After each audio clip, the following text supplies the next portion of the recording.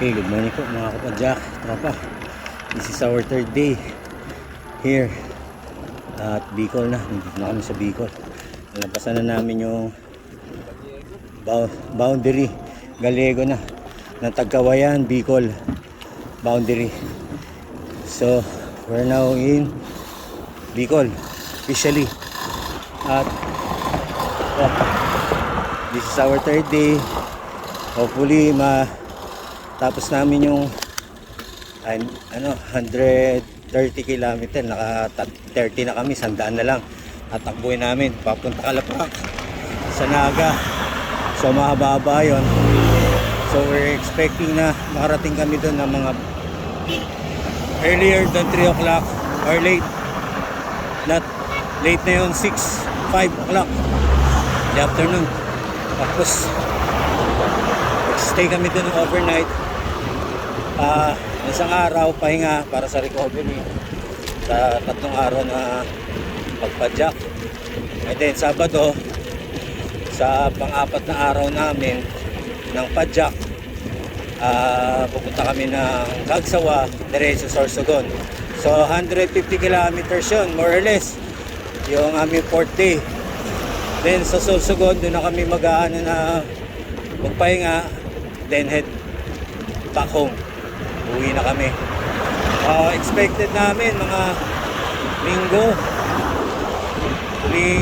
ng hapon makasakay na kami para madaling araw ng Lunes sa Manila na kami. So magdamag kami babiyahe through bus kasi para walang traffic, mas mabilis. So yun ang plano. Hopefully matapos namin. At this point of time, yung 2 araw namin na plan o itinerary, ride itinerary, nagawa naman na namin. So 2 days accomplishment yon.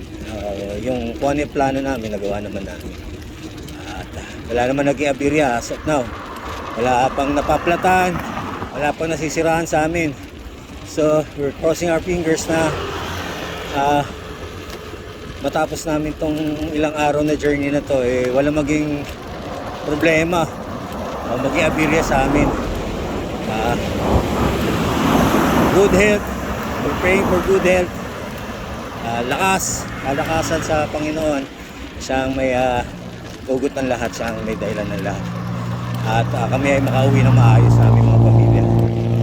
So yun na lang po muna, no? Mahabang kalsada to Naga. So siguro may mga 90 plus kilometers pa kami, 98, ganun more or less. So mahaba-haba to. At we're targeting na maka-accomplish kami na at least 20 km an hour at average of 20 kilometers ang pace namin. So 20 kilometers an hour in 5 hours, kuha namin yung 100. So mga 12, sama mo yung pangapahinga, more or less mga 1 o 2 oras, mga 2 or 3, pinakamaaga yon. Kaso lang minsan pag nasarapan ng pahinga, tropa, naabot kami ng mga kalahating oras ng pahinga. So yun lang sa ngayon, and hopefully you will pray for us with this journey. Sana po kami yung panalangin, sama sa panalangin. Maraming salamat mga tropa. BRB.